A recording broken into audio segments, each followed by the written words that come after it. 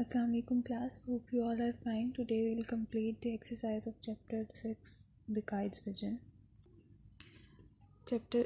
Page number 68, Dictionary Skills. Part A. Identify the primary and secondary stress in the following words. Primary और secondary stress क्या होता है? जब हम कोई वर्ड्स बोलते हैं, कोई भी वर्ड हम बोलते हैं, उस पर हम बोलते हुए हम स्ट्रेस करते हैं, यानी एम्फेसिस करते हैं, हम जोर देते हैं. जब हम कोई वर्ड बोलते हैं, उनमें से कुछ वर्ड्स ऐसे होते हैं जो बोलते हुए हम जो उसमें से कुछ वर्ड्स में से कुछ लेटर्स, कुछ पार्ट, सिलेबल्स जो होते हैं, उन पे हमारा ज़्यादा जोर जाता है ज़ुबान का, और वो बोलते हुए उनकी आवाज़ लाउड होती है. सिलेबल्स होते हैं हर वर्ड में, यानी अनरिटन, जहाँ से हम अनरिटन, जहाँ से हम बोलते हुए, जब ये एक सिलेबल है अनरिट, दूसरा टन, तीसरा सिलेबल है. यानी सिलेबल यानी जब हम कोई वर्ड बोलते हैं तो उसमें से हम एक वर्ड में कितनी बार उसका फ्लो टूट सकता है, कितने उसको हम अलग कर सकते हैं. अब अन अलग हो गया, रेट अलग हो गया, टेन अलग हो गया. इसमें 3 सिलेबल्स हैं. अब हमने देखना ये होता है कि इसमें सबसे ज़्यादा स्ट्रेस यानी सबसे लाउडर सिलेबल कौन सा है. अनरिटन. 10 इसमें सबसे लाउडर सिलेबल है, इसको प्राइमरी स्ट्रेस बोलेंगे. ये प्राइमरी स्ट्रेस है क्योंकि ये सबसे लाउडर सिलेबल है और इस पे हमने ज़्यादा स्ट्रेस किया, यानी हमने जब बोलते हुए हमारी ज़ुबान ने इस पे ज़्यादा ज़ोर दिया तो इस पे ज़्यादा स्ट्रेस हुआ. प्राइमरी स्ट्रेस वो होता है जो सबसे लाउडर होता है, और सेकेंडरी यानी बाद वाला स्ट्रेस वो होता है जो थोड़ा कम लाउडर होता है. इसमें अनरिटन, 10 इसमें प्राइमरी स्ट्रेस है, रे इसमें सेकेंडरी स्ट्रेस है. अनरैप. अनरैप इसमें 2 सिलेबल्स हैं और इसमें रैप की आवाज़ अन से लाउडर है, तो इसमें रैप प्राइमरी स्ट्रेस है और अन सेकेंडरी स्ट्रेस है. अब्राहम.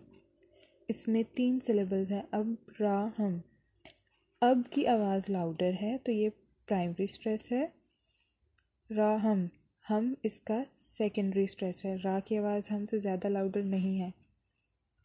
प्रेसिडेंट.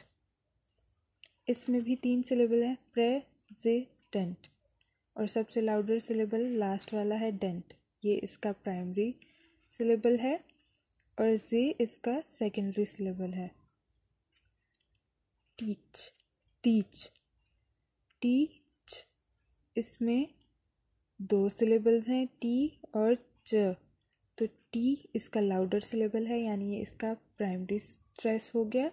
च इसका सेकेंडरी स्ट्रेस है. पॉन्डर.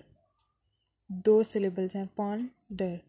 डर इसका प्राइमरी स्ट्रेस हो गया क्योंकि ये लाउडर है. पॉन इसका secondary stress.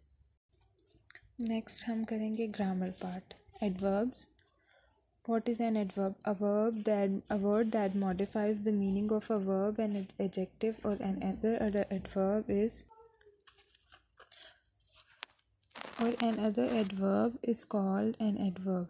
Adverbs usually come in the following position in a sentence. Adverb वो word होता है जो कि एक verb, एक adjective और एक और adverb के meaning को clear करता है, उसको modify करता है, और उसके जो है थोड़ी इंफॉर्मेशन इसी एक वर्ब, एक एडजेक्टिव और एक और एडवर्ब के मीनिंग में इंफॉर्मेशन ऐड करता है. For example, she was singing beautifully, यानी जब हमने बताना होता है किसी की क्वालिटी को, वो एडजेक्टिव होता है. अगर हम बताते हैं how does she look like, तो हम एडजेक्टिव यूज़ करते हैं. लेकिन हम जब बताते हैं कि कोई काम किस तरीके से हो रहा है, कुछ भी, तो वो आपका एडवर्ब होता है. एडवर्ब यानी किस मैनर में हो रहा है. एडवर्ब की भी डिग्रीज़ हैं, जैसे कि ब्यूटीफुली यानी वो सिंगिंग कर रही है लेकिन वो किस तरीके से ये हो रहा है, हाउ इज़ इट गोइंग, तो ये ब्यूटीफुली यानी बहुत अच्छे से.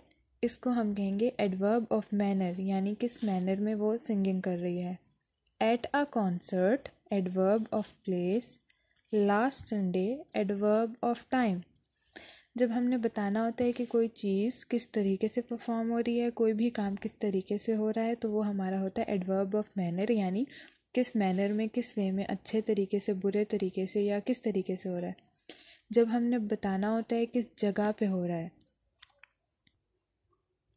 तो उसको कहेंगे एडवर्ब ऑफ प्लेस, यानी कहीं पे, at a concert, at a university, at a college, जिस भी जगह पे हम कहेंगे तो वो आपका एडवर्ब होगा। और कब, adverb of time, last Sunday, last week, last month, ये आप ये आपका एडवर्ब ऑफ टाइम होता है।